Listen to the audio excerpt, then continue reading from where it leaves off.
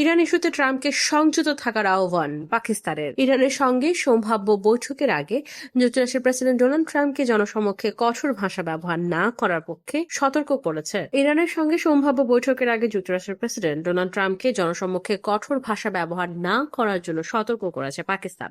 দেশটির পক্ষ থেকে এ বার্তা পৌঁছে দেওয়া হয়েছে বলে জানা গেছে।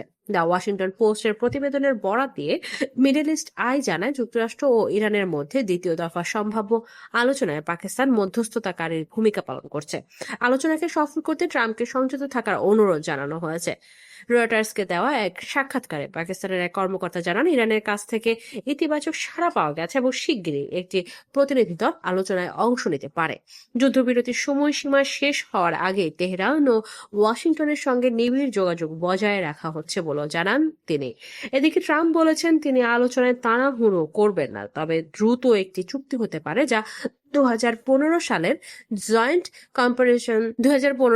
Joint comprehensive plan of action এর চেয়েও ভালো হবে। তিনি দাবি করেন, মার্কিন অবরোধের কারণে ইরান প্রতিদিন প্রায় $500 মিলিয়ন ক্ষতির মুখে পড়ছে।